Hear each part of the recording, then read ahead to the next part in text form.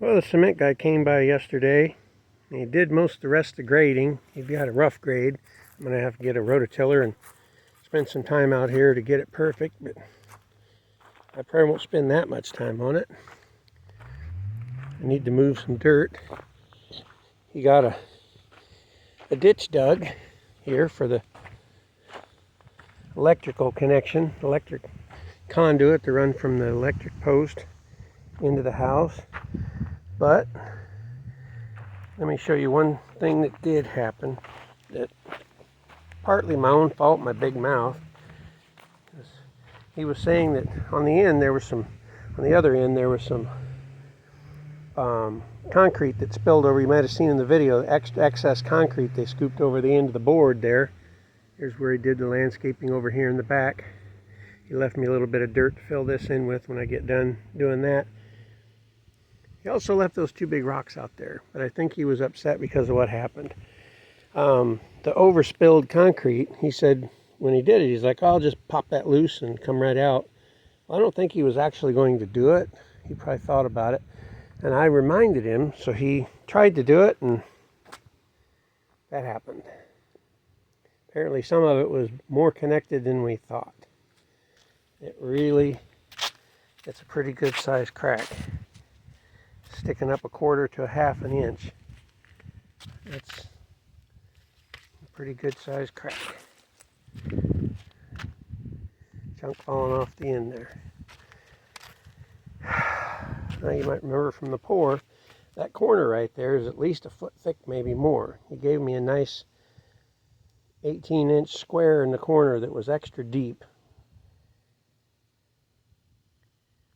But then this happened. Everything else was so beautiful. Everything else turned out perfect. The walls are perfect, the floors are perfect, everything was beautiful. I wish I'd have never brought it up.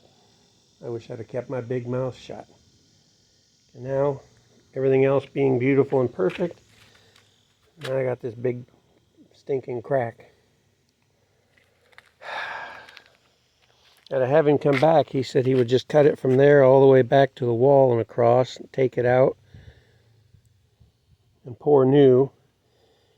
That wouldn't even be a yard of concrete. And as many of you might know, and maybe not, cement companies have a minimum of 3 yards. So you got to buy 3 yards even if you only want them to bring 1.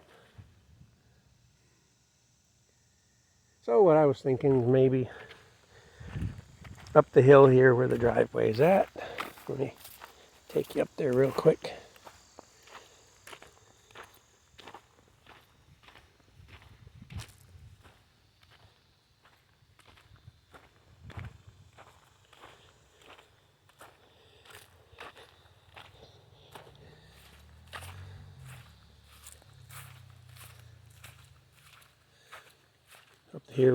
Up the hill here real quick. Like I said, this area here where I've got this, what used to be a carport that's closed in, that's our orange room now. That's a future project. There's absolutely no insulation in the ceiling in there. And R7 in the walls. I don't know where they went to get R7, but 2.5 inch or 2.25 inch R7 insulation in the walls. Anyway, I was thinking maybe we would pour because that's 14 feet. Maybe we would pour like a 14 by 24 pad out here to use up the other yardage rather than paying for it and then letting them take it back or dump it, and just do it all at once. He said to come back and do everything would be about $1,500 total, and I think that's pretty reasonable. I'd like my slab down there to look nice. Even though it'll still have a crack, it'll be a nice, straight, smooth crack. They might even be able to saw the other side to make it look like we meant to do that, although you'll all know better. And he tried to pull this thing out. Man, did they put that in. I thought maybe they had a deep spot in the middle and just flared it out on the edges a few inches thick to make it look good. He dug down over 1 foot over here and there was still concrete. So it looks like that is going to be a permanent fixture. And I'm just going to have to take on here, on the end of here, and turn it around and run it back, put a pipe back there to run it back the rest of the way across. Because if I put a slab in here, it's not going to go that way. I'd have to dig down extra and put a pipe underneath, and which is what I was originally going to do, but it'd be a lot easier to just take it, put a little turnaround, put a sideways elbow going this way and then an elbow turning that way, and then like a 3-foot piece of pipe, make sure it goes back there. Now I might run an underground pipe over here around the back of the house. I don't want to wash out back here. Of course, I could just dig it out. You can see back here it's already plenty low enough. Up here at the front, though, pretty close to level, so I'd have to dig a little channel in there. I just want to make sure it's not going to wash out underneath this slab. This is the slab floor. Because this it will come around this end and go out that way. And here you can see the other side. And with that rain, I might end up mowing sometime the next couple of days.